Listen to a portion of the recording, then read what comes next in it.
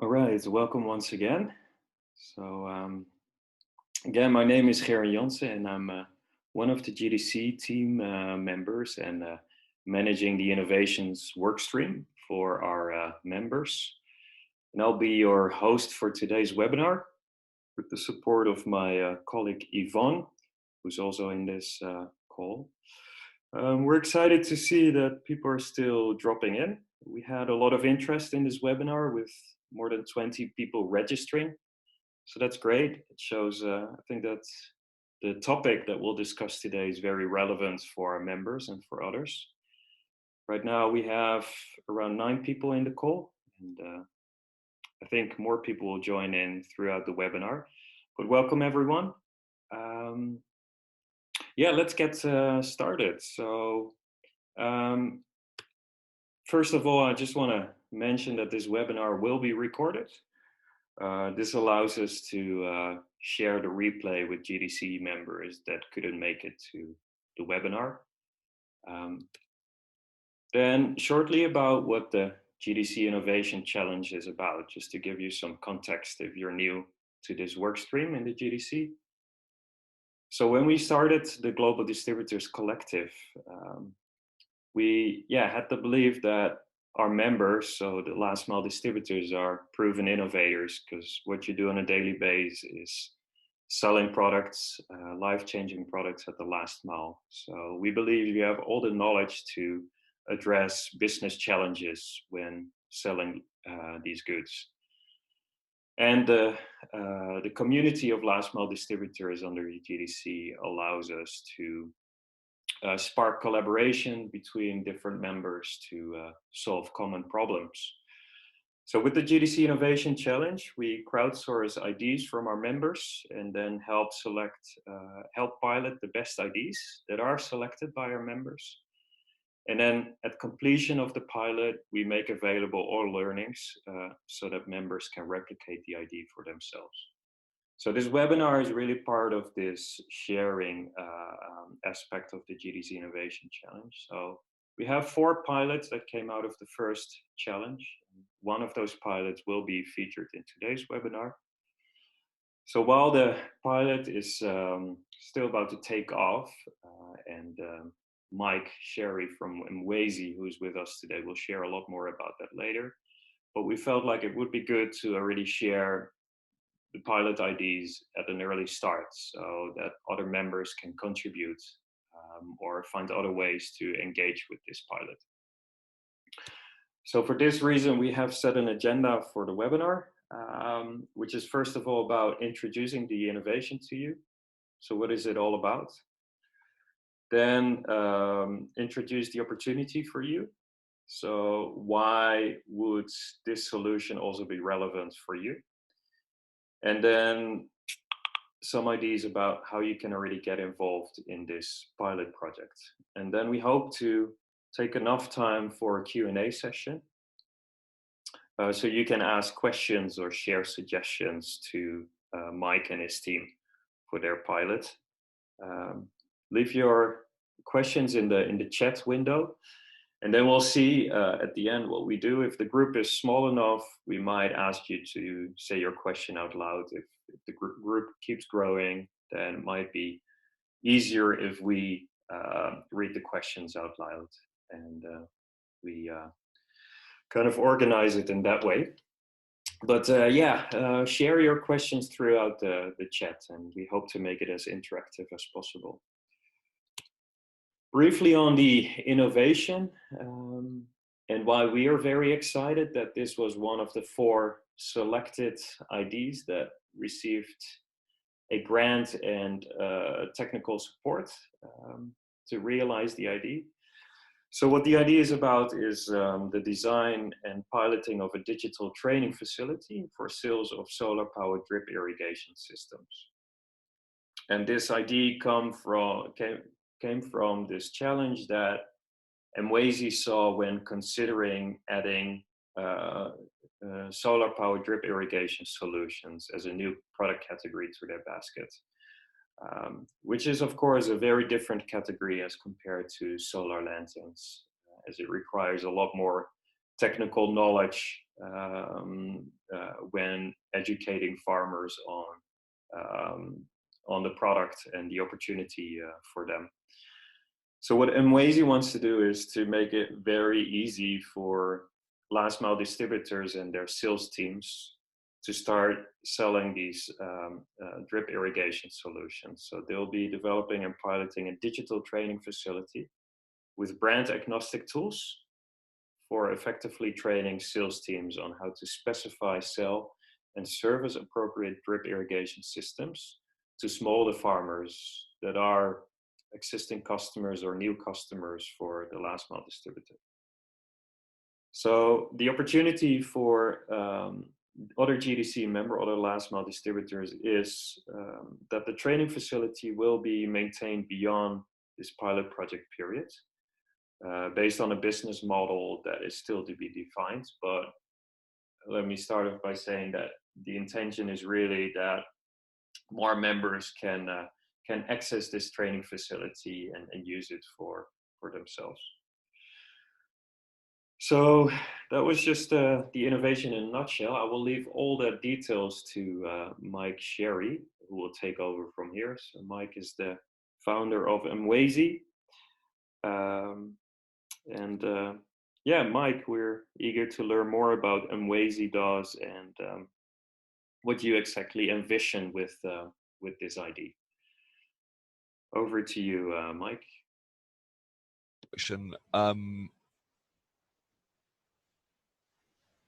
Go ahead. You should be on. You should be unmuted now. Yep. Hi, can you hear me now? Yes. Hi, thanks for the introduction, and welcome everybody, and thanks for joining us to hear a little bit about this. Just a little bit of background on Mwezi. We're a last mile distributor in Kenya. Our operations center around Lake Victoria, and we've been in Kenya since 2014. We've got about 41,000 live customers at the moment.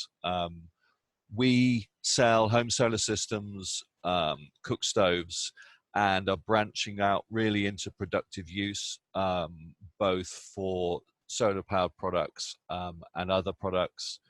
And we're interested in developing those products and some agricultural value chain products as well. So that's a kind of background and concept behind it.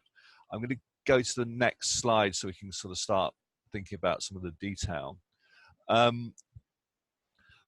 I've split the project into really three parts for this presentation, and just want to take you through those. So we're going to talk about the concept behind it all, the modules that we are developing, and hopefully how you can use those, and the progress to date.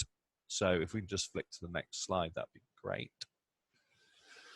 So there's lots of literature around the benefits of drip irrigation, but still the uptake in at least sub-Saharan Africa is low when you compare it with other areas, especially Southeast Asia. And part of that, we feel, is the lack of confidence, at least, for people to sell these systems. Because on paper, they make a lot of sense. They're relatively inexpensive. They've got very high potential impact for small scale farmers. And if you look at the data that's out there, you've got very simple cost savings, like a 95% reduction in fertilizer use, very significant improvement in crop yields, and a reduction in water usage. So on the face of it, it should be quite a straightforward thing to do. But when you dig into it, it's quite complex. It's complex to design and deliver the benefits to small scale farmers. Our initial field research and talking to a number of experts in this field, we found that farmers who are interested in it, have heard about it and want to adopt this, tend to buy the biggest system they can afford, and that often isn't the right system. Overwatering actually can reduce crop yields. And then you've got the issue of not using the right system and ending up with a failure. So actually the farmers end up with less impact than they should get. So it's all about designing the right system and being able to do that in conjunction with a farmer to understand their budget, and making sure that the environment they're in terms of what crops they're using, the soil conditions, etc., and their water sources are adequate and appropriate for drip irrigation. So that's the kind of the project concept.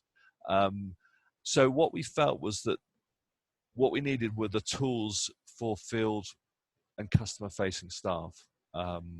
So if we just go to the project modules, the next slide, if that's okay. So we split this down, the initiative, into 3 areas really, which was first of all develop some brochureware, and that's just simple training both for LMD members, field staff, so they can start to understand the concepts behind drip irrigation, and also provide a sales tool for when you're discussing it with farmers or farmers groups, or any customer group. The second part, which is probably the most complicated part, is about the customer-facing decision trees. You know, what data do you need to capture, and how do you process that data to give you some output that you can then use to design an irrigation system that's appropriate to that individual customer's circumstance. So I'm going to go through a little bit more about each of those modules, if I may. So just flick to the next slide if I can. So the brochureware is written. We just need to turn it into something that's usable in the field. Initially, it will be available in English, and hopefully that's a relatively easy thing to translate if we need it. We'll also translate it into Swahili, and we will try and look at how we turn that into some pictograms as well, to make it, again, a bit easier for people to leave behind in the field.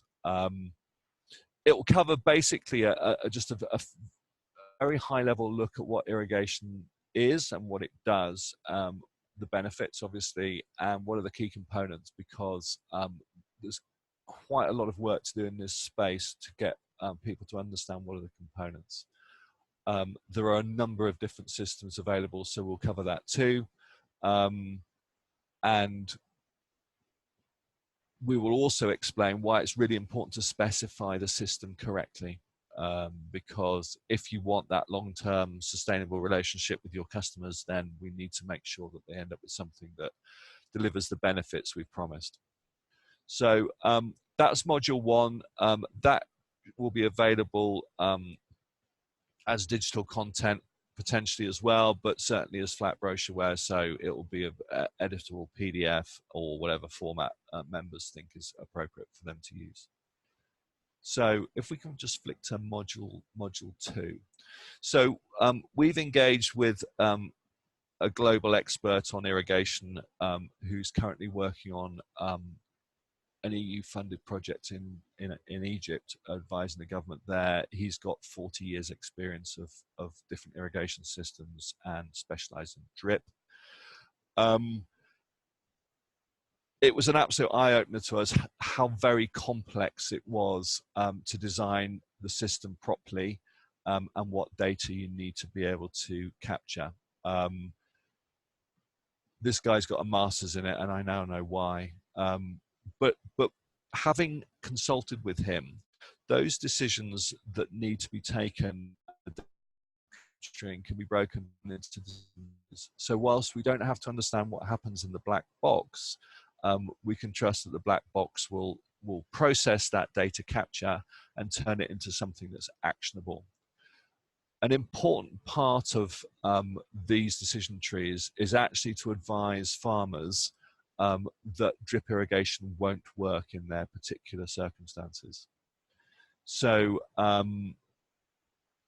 that to me was a key component of it. We don't want to be mis-selling stuff that was never going to work in the first place.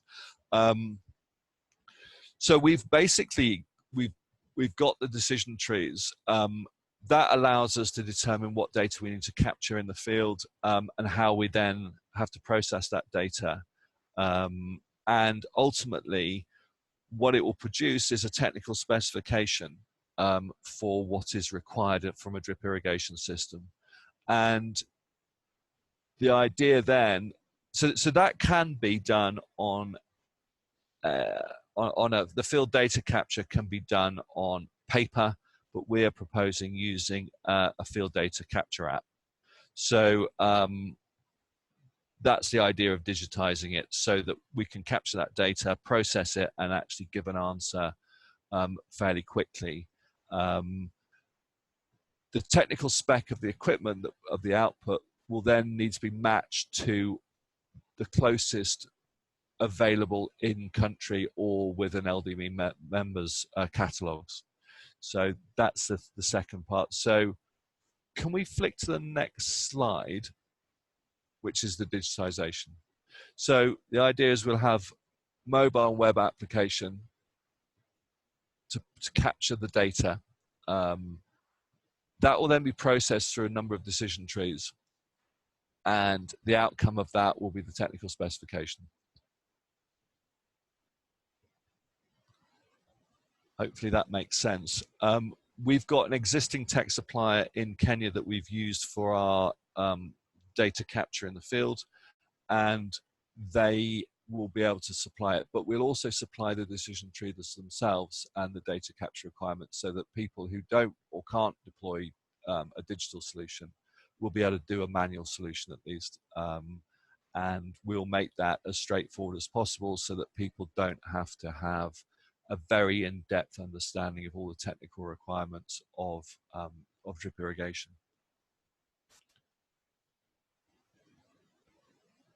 Can we go to the next slide, and I'll just give you an update on the progress. So we've contracted with the irrigation expert, and we've got the final version of the decision trees. We want to now test that extensively to make sure that it's operable and gives the right outputs. We're contracted with our IT provider as well, and we are building right now the requirements for them to build the technical solution. And the brochureware content is with the design team putting that together. And we hope the next steps really are to start the first draft of the data capture and actually start piloting in the field in the next 4 to 6 weeks. So once we have that all built, we'll try it, and we'll be able to then improve it to the point where we've got some good results in the field, and how that relates to a technical specification that we'll then be going back and iterating that process to improve it. So if we can get it so we can have our staff, we've got a variety of field-based people who have got a range of knowledge, but we want to be able to make this as inclusive as possible, so that non-technical people can actually stand in front of a customer with confidence, do the data capture, have a pretty good understanding of drip irrigation, the principles of it, process that application, and come back to the farmer with a specification and ultimately a cost associated with that solution for the farmer.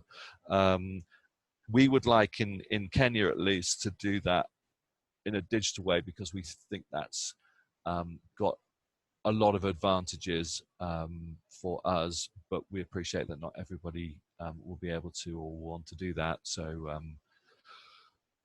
we'll also be testing paper-based capture, and we'll be able to give some feedback on how that works and usage. Now, it's worth pointing out that if you do a non-digital capture, there's some processing, they call it, the experts call it the black box processing, where you input the data you've captured in the field, and you use that to determine a number of critical factors. For instance, the type of soil, the water source, the rainfall, and we need to use third-party software to analyze that data, so that you will still need to be able to do that perhaps back in an office in a central location. But then the idea is, from those outputs, you'll be able to input it into the next stage of a process that will allow you then to design, to determine the design parameters of a system, and then select the appropriate components you need for that system from your catalog. So, next slide, please, and final slide. I think for us, it's really exciting because we've got a lot of customers, and the great thing about being a last mile distributor is you have a very close relationship with customers, and you know their requirements, you know their pains, and you know what potential gains they could do. And sometimes it's frustrating that you can't, in a sensible, scalable way, sell solutions to, for instance, small-scale farmers. And we're hoping that this tool will allow you to develop another product line that's away from the standard home solar systems, pay-go home solar systems, cook stoves. And I think it could be exciting because we start moving down to productive products and start getting involved in agricultural value chains. And my personal view is if we can make our customers wealthier by improving crop yields, that's probably a good thing for everybody. And it starts to deepen our relationship that goes past just a transactional relationship with customers to being a partner. So I think it's a really exciting solution. We've obviously got to test it. It's going to take quite a few months to do that, to get it to the point where we're confident about releasing it for beta testing. But we think that we've got the technology, we've got the expert advice, and we've obviously got an existing branch network from which we can test it. So I'd be interested to hear people's feedback on where we're at, basically, and I'd obviously be interested in hearing from people who'd be interested in joining in on beta testing with their own customer base in the future. So that's me.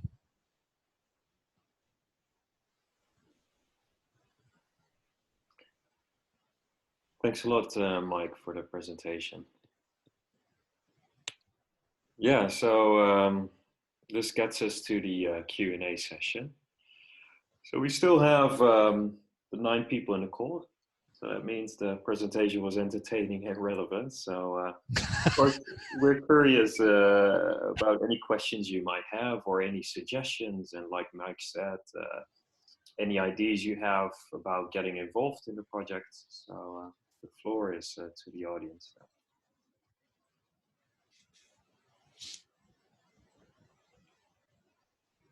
You might want to raise your hand in Zoom so I can unmute you if you want to ask a question.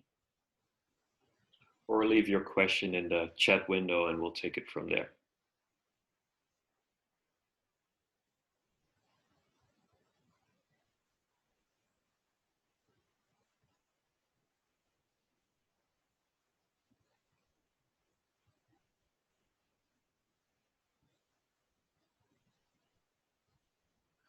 There's a question from Yvonne coming in. Yvonne, yes. You should be unmuted now. Great. I am. Thanks, Howin, and thanks, Mike, for the great presentation. I'm sure LMDs in different landscapes are struggling to find out which product would they add to their basket that's also complementary to the current existing products. It would be very interesting to hear how you ended up with choosing drip irrigation kits to supplement the current products that you have. Probably it might give also a background to the tool and how you came about to design it. So in terms of how we chose this particular idea, it was looking at our customer base and seeing basically what their pain points were, and we did a number of surveys across our customers, and the strongest feedback came from small-scale farmers saying, yeah, I've got a lighting system at home, but what else can you do to help me with actually the productive side of my life? And so having spoken to a number of our guys on the ground, our employees on the ground, this came up in a kind of brainstorming session to say, you know, what can we do that would help and would be the most impactful for our customers, and this was really the thing that was the standout. So that's kind of why it was really about our existing customer base. And I appreciate that some LMDs might be really selling to non-farming communities because of their different focuses. So it might not be relevant to them, but I would have thought that many of them would have small-scale farmers involved. So that's why we thought it would be relevant for the wider group too. In terms of the tool, when we identified drip irrigation a while ago as a potential tool, we actually bought some and put it in our office in Kasumu in the garden there. We're fortunate we've got kind of about an acre of ground or so, and we tried it out. But what was very clear is when we bought the kit, which was relatively inexpensive, was we didn't know whether we bought the right kit, and it was very difficult to determine how you design something that's appropriate for the crops you want to grow. And it took quite a bit of iteration. We spoke to the manufacturer, and they were much more interested in just selling us their product than necessarily it being right for what we wanted. So we felt that there was a gap there, and when we discussed it with our wider sales team, they were a little nervous because it wasn't something that they were comfortable with. I think something like a home solar system, consumer electronics, it kind of is obvious what it does to a point and how it functions. Whereas this is a bit trickier, and obviously our sales people don't want to be selling something that then doesn't work properly or isn't right for a particular small-scale farmer. So we realized we needed some tools to help with the decisions, and that's kind of where it came out from, realization that we needed quite a bit of technical help and how we would deliver that to our field staff. Does that answer your question? Yes, it does. Thank you. Thanks. Then we go to a question in the chat window from Thomas Rick. He's asking what could be some reasons that a drip irrigation system does not work, assuming there's a water source close to the farm. Okay. Mike?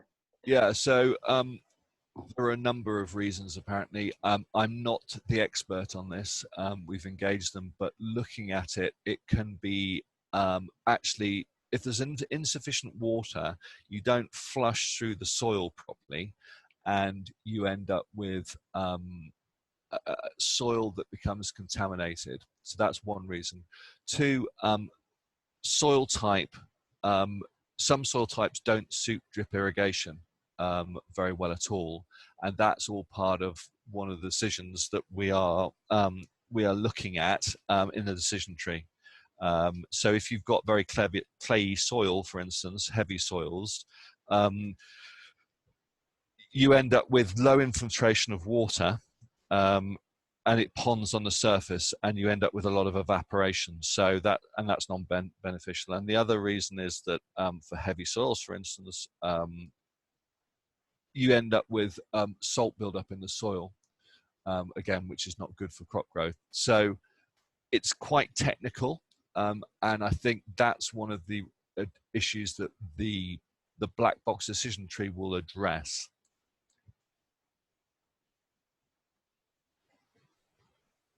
Thanks, Mike. So you're saying this knowledge does not have to be with the sales agents, but it's going to be in the tool that they'll be carrying. Exactly. Okay. Yeah, thanks. Are there any more questions?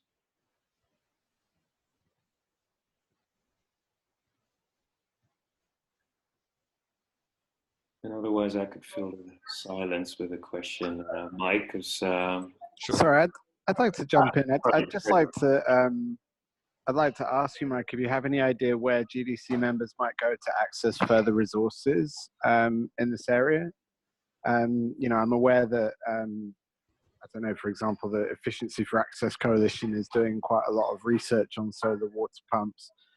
Maybe there are some other good documents that you've seen that perhaps we can share, or places that we can point people to if they want to just learn more about it in general.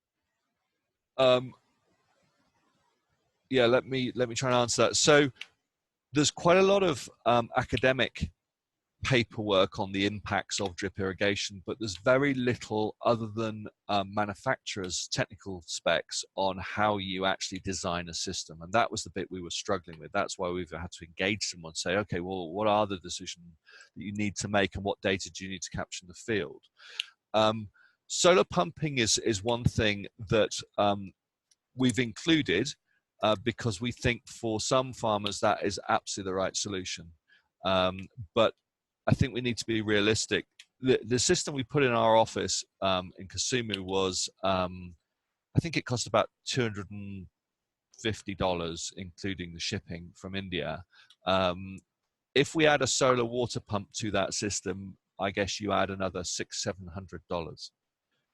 And again, the pumping is a whole different issue. For me, is that you can have the best solar pump, but if you haven't got the right delivery system that's appropriate for that farmer, it still won't work properly. You just end up with $1,000 worth of stuff that doesn't work properly. So to me, you've got to really get it. You've got to get the delivery mechanism right to the actual crop to end up with the payback that the farmer's anticipating. So the solar pump, and we've looked at a number of those, are obviously available, and they could be a good solution, but they might not be right for everybody. Does that kind of answer your question, Charlie? Yeah, thank you. That's helpful. I wonder whether we can ping out a few links after this webinar, but that's something for me to talk about with Jess and Gerwin afterwards. Yeah. Thanks, Charlie. Yeah, one more round to ask for questions. And otherwise, like Charlie already suggested, we'd also be happy to take things offline. So there are a couple of ways you can stay involved with this innovation. So the most obvious way is to reach out to us over email and share your ideas or questions. So send an email to either Yvonne of the GDC or Mike directly, preferably to both of us.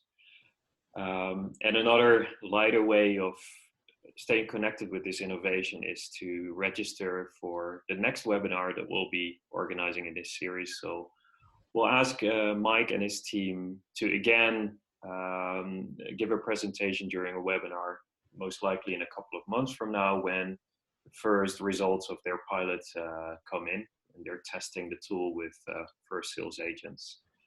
So we'll make sure to announce that webinar again in the GDC newsletter. Mike, are there any, I see there's a new question.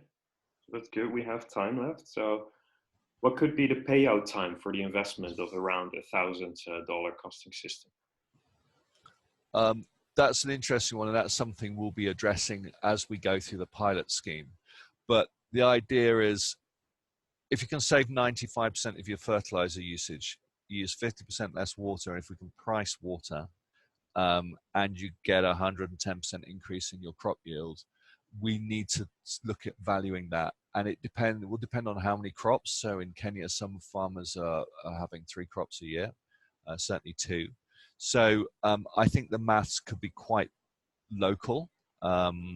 So the early indications seem to indicate that it could be about 24 months, but I'm slightly guessing at the moment, and please don't hold me to that until we've done the field research on the ground. If there's not an economic justification for doing this, I think many farmers won't, just because they can't. And we need to be clear about what that outcome is.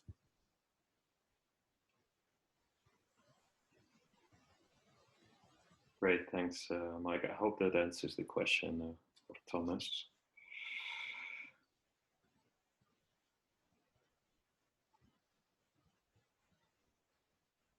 All right, then I'll take the opportunity to ask a question myself, Mike. So I'm eager to understand how you'll be incentivizing your sales agents to sell this new product. I understand you're taking away this barrier of farmer education and promoting the right product to them with the tool. but knowing that your sales agents are selling other products as well that might be a lot easier to sell, such as solar lanterns and improved cook stoves. What are your incentives for sales agents to start this interaction with a smallholder and promote this product to them? Yeah, and it's a really interesting question because certainly the sales cycle's going to be longer, and you need to build that in to make the incentive appropriate. Through the pilot, we're going to engage with using our own staff as opposed to our commission-based sales agents. And we've decided to, rather than through the pilot at least, train 400 agents on how to sell drip irrigation, we're going to actually bring our learning and development manager into this space. He's got an agricultural economics background, and he's going to pilot it. And one of the outputs from this is how is best to incentivize those sales agents. So first of all, we won't be doing it. We'll be making sure the tool works. The second question we'll begin to answer is, does it make sense for a farmer, and what does that look like for a farmer? Because that forms part of the initial discussion on interest. And then how do you get the economics right around the incentive and the margin on the product, and so that everybody in that value chain can participate? It's an interesting question. I don't have a clever answer for you now, but that's the point of our pilot. We need to discover that. Great, thanks, Mike. All right, with no more questions coming in, I suggest we end this webinar. I hope everyone enjoyed it, and I hope even more that there will be a follow-up. So please reach out to Mike and us if you want to learn more. And like I mentioned, we will share the replay on YouTube. And the link will be, again, in the upcoming newsletter, or you can go straight to the GDC Innovation webpage, where you can find all links to all webinars that we've had so far. So thanks again, Mike, for presenting this very exciting project, and good luck with the next steps. Thank you. Would you want to tell the audience about what we can expect from you at the GOGLA forum in Nairobi next month? Because I understood you'll be one of the co-presenters with the GDC. Sure. I'm hoping I'll have a little bit more detail that I can discuss with people, and I might even have some of the data capture app, certainly the initial field-based data cap, just to demonstrate as well. So hopefully we'll have that ready. Great. Look forward to that. Thanks, everyone, and enjoy the rest of your day. Thank you. All right. Bye-bye. Bye. Thanks.